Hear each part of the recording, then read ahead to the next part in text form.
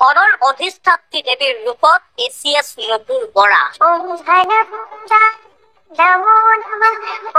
ACS নুপুৰৰ ঘৰত ওলাইছে বান দিলে টকা। 2019 চনত চাকৰিত যোগদান কৰা নুপুৰ 6 বছৰতেই হ'ল কোটিপতি। নুপুৰৰ ঘৰত টকা গণি গণি ভাগৰি পৰিছে মুখ্যমন্ত্ৰী তদাৰকী কোষ। নুপুৰৰ এচিএছ হোৱাৰ একমাত্ৰ লক্ষ্যই আছিল দুৰ্নীতি। লাভমণ্ডল সুৰজিতৰ সৈতে কি অংক আছিল নুপুৰৰ?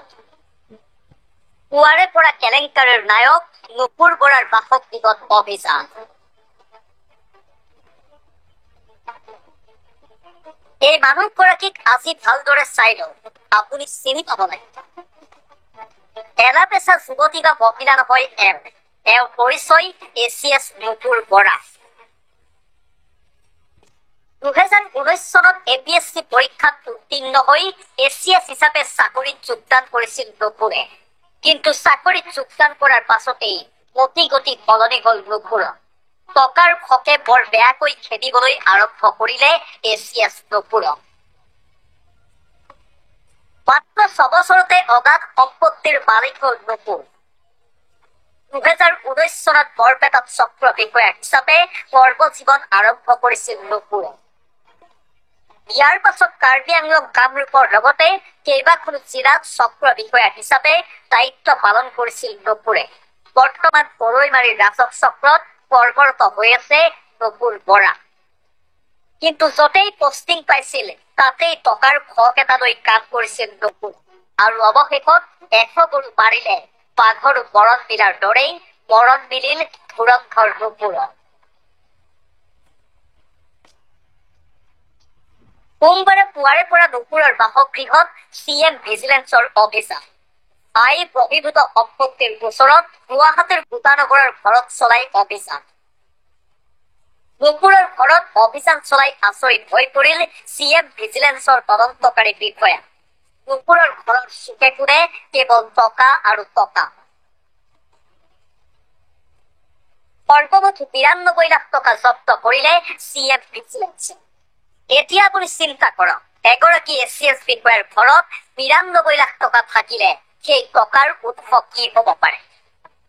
আপুনি ভবাটোৱেই সত্য, এই টকাৰ উৎস দুৰ্নীতি। নুপুৰৰ সৈতে কানেকশ্যন বৰপেটাৰ লাভমণ্ডল সুৰজিত ডেকাৰ। লাভমণ্ডল সুৰজিত ডেকাৰ বৰপেটাৰ ডঙৰকুছিৰ ঘৰতো CM ভিজিলেন্সৰ অভিযান। বৰপেটা বাঘবৰৰ ৰাজহ চক্ৰ বিষয়া হৈ থাকোতে নুপুৰৰ সৈতে ঘনিষ্ঠ সম্পৰ্ক গঢ়ি উঠিছিল এইগৰাকী লাভমণ্ডল সুৰজিতৰ। সুৰজিত কৰ্মৰত আছিল বাঘবৰ ৰাজহ চক্ৰৰ লাভমণ্ডল হিচাপে। দুয়োৰে মাজত ঘনিষ্ঠতা বৃদ্ধি পোৱাত লক্ষ্য এটাই, কেৱল দুৰ্নীতি। নুপুৰৰ সৈতে মিলি সুৰজিত বহিলে নামে বেনামে সম্পত্তি। আই বহিৰ্ভূত সম্পত্তিৰ গোচৰতেই সমগ্ৰ দিন জুৰি সুৰজিতৰ বাসগৃহতো চলালে অভিযান। এতিয়া সময় কেলেংকাৰীৰ নায়ক নুপুৰ আৰু সুৰজিত ৰঙাঘৰৰ আলহী হোৱা। CM ভিজিলেন্সে বৰপেটাত লাভমণ্ডল সুৰজিতৰ ঘৰতেই অভিযান চলোৱা নাই। বৰপেটাৰ শ্ৰীকামাৰ পথত আছিল নুপুৰৰো এটা ভাড়াঘৰ। এই ভাড়াঘৰতো চলালে অভিযান। এই ভাড়াঘৰৰ পৰাও জব্দ কৰিলে প্ৰায় 6 লাখ টকা। এতিয়া শুনক, নুপুৰে কেলেংকাৰীৰ নায়ক উপাধি কিয় পাইছে?